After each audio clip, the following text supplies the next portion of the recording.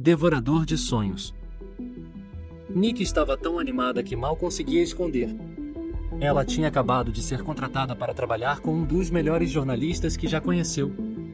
Era um sonho se tornando realidade. Como se não bastasse, ela estava se mudando de sua pequena e triste cidadezinha para Nova York para o trabalho. Ela iria morar dentro de um filme de comédia romântica e estava quase desacreditando na sua sorte. Seu chefe, o Sr. Bakukoroji, era uma lenda no campo das notícias investigativas e tinha um currículo tão impressionante, e sua reputação diz que depois de trabalhar com ele, alguém poderia escolher qualquer emprego que quisesse e seria aceito. Essa era a chance que Nick estava esperando a vida toda. Sua primeira semana estava fluindo bem, o Sr. Koroji foi mais legal do que ela esperava e, aparentemente, as pessoas estavam muito felizes em trabalhar para ele. Era muito trabalho e horas extras para o que ela conseguia perceber, mas isso era compreensível. Ela estava acostumada a trabalhar muito e sempre foi dedicada e bem-sucedida, mesmo sendo altamente subestimada em seu emprego anterior. Mas agora ela podia mostrar suas habilidades, e tudo seria diferente dessa vez. Ela era uma sonhadora. As semanas passaram, e Nick estava trabalhando cada vez mais horas de dedicação, e mesmo dizendo que não aprovava a competição, o Sr. Koroji estava sempre comparando-a com os outros e fazendo-a se sentir insuficiente. Ela começou a ficar melancólica e não tinha mais tempo ou energia para fazer suas atividades. Ela abandonou seus hobbies e vida social, depois a academia e, eventualmente, parou de cozinhar e limpar sua própria casa porque todo o tempo que ela estava acordada, Nick estava trabalhando. E porque ela estava realmente tentando ser boa naquele trabalho, ela estava ignorando tudo e continuou se esforçando em seu trabalho. Ela estava observando da primeira fila seus colegas deixando o emprego para ter altos cargos em empresas de mídia, entretenimento, marketing e jornalismo de renome. Valeria a pena em algum momento, ela só tinha que continuar. Então, ela começou a perceber que alguns de seus colegas estavam agindo de forma estranha. Sonia, que estava lá por um tempo e estava constantemente nervosa, de repente ficou quieta. Ela não fazia tanto trabalho e as pessoas achavam que ela seria demitida, mas ela tinha reuniões individuais com o Sr. Koroji com muita frequência e seu trabalho, que sempre foi criticado, começou a ser aprovado por ele.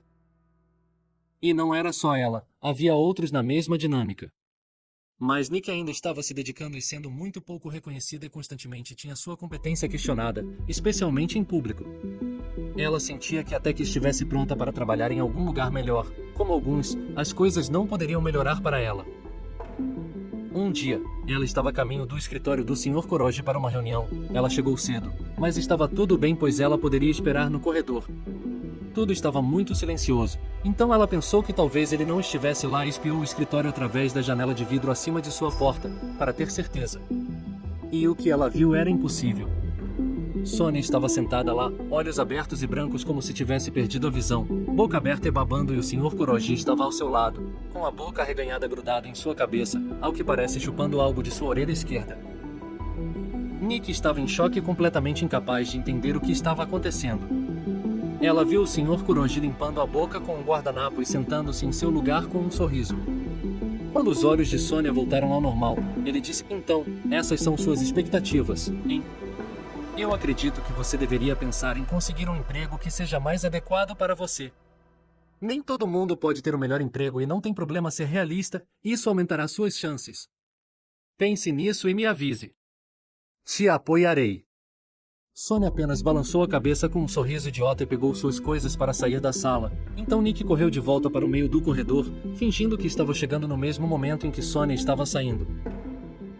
Enquanto Nick estava entrando no escritório, ela pensou consigo mesma: o que diabos estou fazendo? Eu deveria ter fugido dele. Mas ela já estava lá, e a escolha idiota já estava feita. O Sr. Koroji começou a reunião reclamando de tudo que ela estava fazendo, e ela sabia que era bom. Ela não conseguia entender por que ele era tão exigente e cruel com alguns e tão generoso e gentil com outros. Ela quase esqueceu o que aconteceu com Sonia até que ele a mencionou.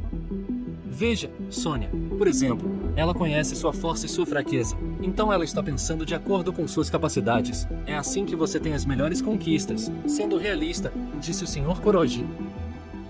Nick sentiu todo o seu corpo ficar frio de medo e sentiu arrepios na parte de trás da cabeça. Sem pensar no que estava fazendo, Nick disse: "Sr. Koroji, com todo respeito, eu conheço minhas habilidades e exatamente o que quero fazer, e estou trabalhando para conseguir isso. Se não puder agora, isso acontecerá no futuro. Ela não tinha certeza do porquê respondeu isso. Uma intuição provavelmente. Foi espontâneo. Talvez seja assim que ela se sentia de qualquer maneira. Eu ainda acho que você deve fazer como Sônia e pensar sobre o que é adequado para você. Ter metas mais realistas evitará frustrações.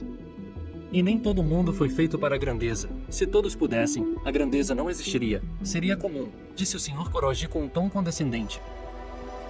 E eu estou dizendo a você que se eu não puder ser ótima aqui, então serei ótimo em outro lugar, disse Nick, pegando suas coisas para ir embora dali. O Sr. Koroji riu e disse, ok, vamos ver o que você pode fazer. Sonhos desperdiçados podem ser amargos para aqueles que apenas desejam, mas têm um gosto incrível por aqueles que os tornam realidade.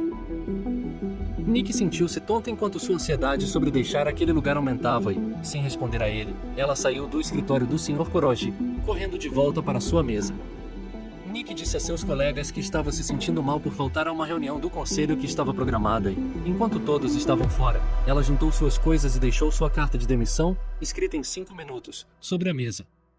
Nick saiu do prédio como se estivesse fugindo de uma cena de crime, com medo de ser seguida, e nunca mais respondeu aos e-mails e telefonemas do Sr. Koroji ou de qualquer pessoa relacionada a ele.